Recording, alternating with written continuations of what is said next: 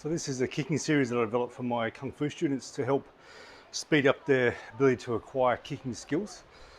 Kicking effectively is not just the leg that's doing the kicking. A lot of it comes from the stability and the power that comes from the supporting leg and also from the spine. So just like any animal, it gets a lot of power from the way it moves the spine. If you watch a bear, there's a movie, The Edge, there's bears stalking these guys after a plane crash. The bear's down on all fours, and the bear in real life's name is Bart, goes whack, and the guy goes flying because the power he does for his movement just looks like a swat. Comes from his spine, and power going from limb to limb. A lot of it comes from the spine. When a cat jumps, you see them coil, use their back. They can even make a jump in the air again to get more lengthening. So if they go to get a bird, they jump, the bird flies off, they can make another movement with their spine to get an extra jump inside of it. So humans have a real big ability to use the spine more than what we do. So kicking uses spine a lot, not when people talk about this. So the way we do this, first of all, grab a chair. We want to find the central longitudinal axis first. So that's through the center of your head, or the top of your head, down through your perineum into the ground, as if you were skewered by a stake right down the center. So to form that, the chin tucks in a little bit, and you imagine like a string pulling you up just a little bit here, so as an upward lift through the body. If I do this, this tissue gets short at the front, but it gets long at the back. And if I do this, tissue gets shorter in the back, but sort of longer in the front here. So I want to be in the middle where it's the same length front and back. Okay, so that forms the axis. So this is where we start from here. The feet flat on the ground. Pop your hands on your hip bones. So there's a little knobbly bit if you feel on the front of your hip, there's a knobbly bit. There, that's the monitoring point. And you keep that alignment and you just lift the leg as high as you can without this monitoring point moving at all you aim for. It can be quite hard to do. So this is getting the hip flexors activated in this motion. So if you can't do this, this is what happens. The body goes, oh, how do we do this? Hip flexors maybe not working too well. Oh, okay, we'll just do that. It'll lean back. It's using your abs, glutes differently, adductors, hemis more. Or it'll go yoink, and then it'll try to lift. So there's some kind of motion forward and back, or there may be a motion where the body wants to do this. So when it lifts the leg, it wants to hip hike on one side or hip hike on the other, or the central line wants to do this to try to help. So we want no movement at all. So we want to lift up above, parallel to the ground with your thighs. Okay. So you play with that until you do that easily. The main thing we're looking for is that the spine here doesn't move, the lower back. It's just lifting. There's no change in the central axis. There's nothing like this going on. All right, so we need that for the kicking, especially Chinese kicking. So from here, yeah, I'll go face this way. So your hands on your hips. So I would have kicked with the left leg first. So open up the right foot about 45 degrees. Then bend the knee, bend the hip. Yeah, so it's, in Chinese martial arts we call sitting, but there's an invisible bar stool here, and you're sitting on the bar stool, as opposed to doing this. With this part still straight. There's a bend in the knee, but not here. So I sit here. So the central longitudinal axis can be formed again. Here it's going that way. Yeah, so we're straight. So I've got that for starters. So I sink into here. Then I lift the knee up to at least parallel with the floor, higher if you can. Then come out this way. So the foot's turned out a little bit from the leg. When I do this motion, I'm covering my shin. So this shin here, the heel comes out as if it protects that shin. So I'm not kicking over here or across here, right down the center. So pick up, cover. Now let that come in, pick up again. I'm turning the leg in, and the hip also turns a little bit this way. And I kick out a little bit to the side this time, aiming with the heel. Pick it back up, straight out. So So that's with the instep, the toes are pointed. Then I turn the hip, pivot on this foot a little bit, turn the hip, and the leg goes down in the alignment. Hard to talk and do this. The alignment that the kick wants to go. It's about your own knee height here. And my foot is angled, so it's turned a little bit down. Foot pulled up, not this way, pulled up, not like this, turned a little bit down. So as I move, there's a bit of a corkscrewing motion going through the leg and the hip. The next kick,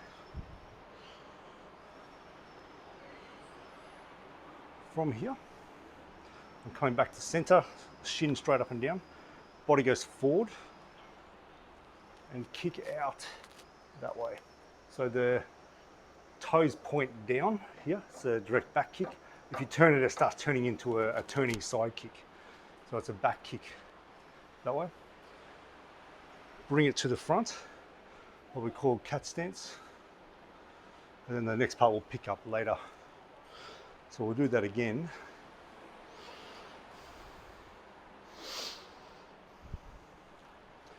So sink, lift, kick out, lift, body turn a little bit, kicking a little bit to the side here with the heel. Lift, keep the knee up. So for you, you may need to do the kick down low, that's fine. Then we pivot on the foot, turn, angle the leg, kick out, bit of a corkscrew in the hip, back up to center, readjust that foot.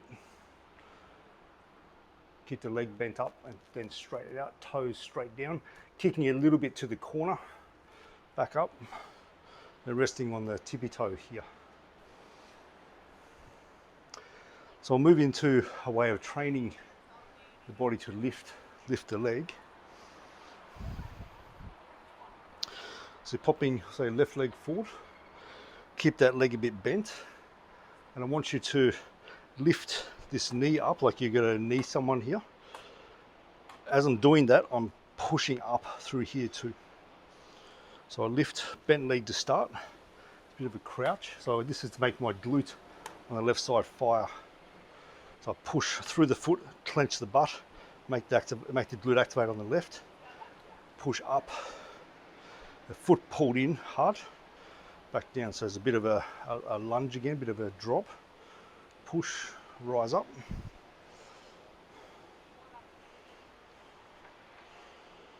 And when we get the top here, the central longitudinal axis is there again. So I'm not doing this, and I'm not like this. So it may mean you can't lift your leg very high. If you lift it any higher, your body wants to do something else. That's fine. Just go to where you are allowed to go with your body. And change side. So bending the knee, sinking in the hip, lifting the knee. And there's going to be a rise up here. So put that together, push with the foot, clench your butt, lift.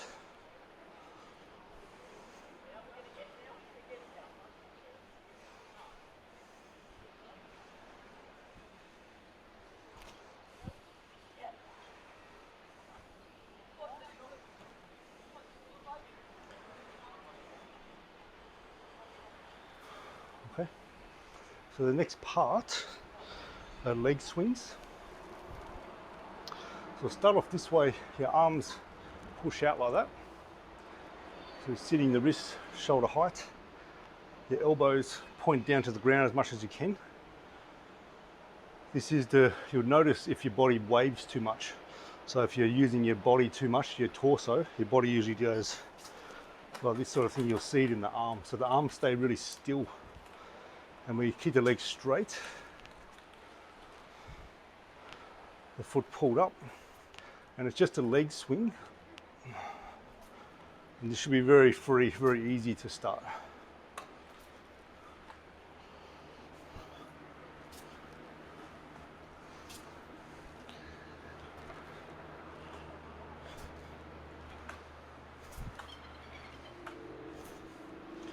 And change side.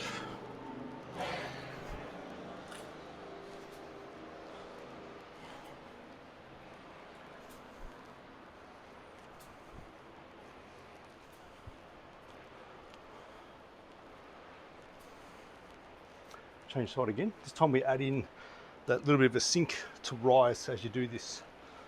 So we sink a little bit, rise, leg comes up, sink, rise.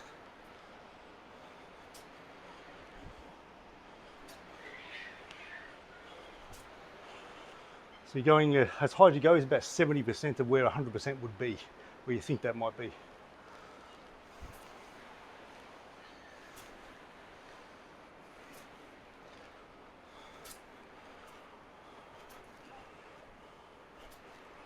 And change again. So sink, push up.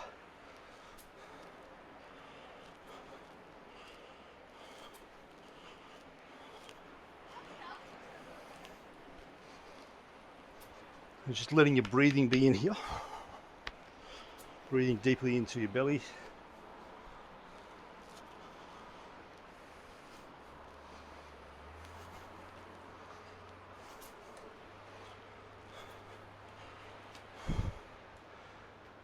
This is called dynamic stretching.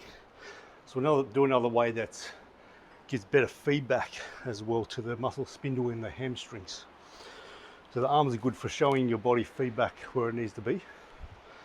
This one we take the arms away, but we use the hand to give feedback to the muscle. So I want you to have this stance here. It's unfortunate my camera can't pick up the angles. As soon as you start doing kicking, because kicking is such a long range technique, meant to keep people away, hit people from a distance, any direction, starts taking a big circle of a radiance around you, like a radius. So I've got this stance here to start with. So I'm going to pop my left fist on my hip, like that. Right hand out low, aiming to kick your ball of your foot or your shin, whatever you can reach. And you're keeping that central longitudinal axis still. So I'm not going like this. This is the first thing that happens. This. So stay straight. And you're also looking for your body not doing this excessively, where it wants to rock forward and then up. Yeah, we don't want that. So we'll do 15 here, gradually going up higher as your body lets you. So you're kicking to about 80% each time, and you're actually hitting firmly into your hand to give the muscle in the quad a sense of there's contraction, which makes the hamstring get a signal release. We do that gradually. So let's go. 1, 2, still raising up from here. 3, 4, 5, 6, 7, 8, 9, 10, 11, 12. So I'm near my limit now. 13, 14, 15.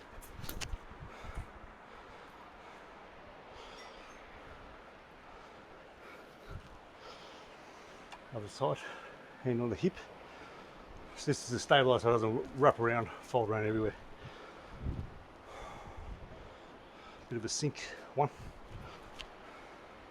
2, 3, 4, 5, 6, 7, 8, 9, 10, 11, 12, 13, 14, 15.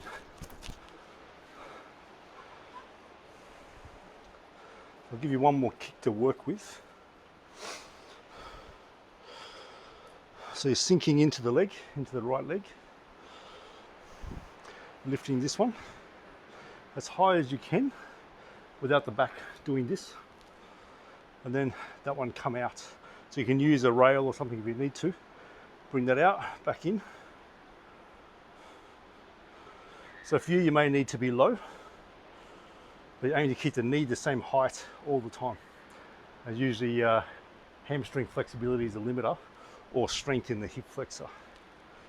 1, 2, 3, 4, 5, 6, change side, sink in that leg, lift without doing this. 1, 2, 3, 4, 5, 6, 7. That's one more. And we'll do some faster ones here. So you're not going real high if your flexibility is not that good. Doing the dynamic stretch before doing this exercise helps.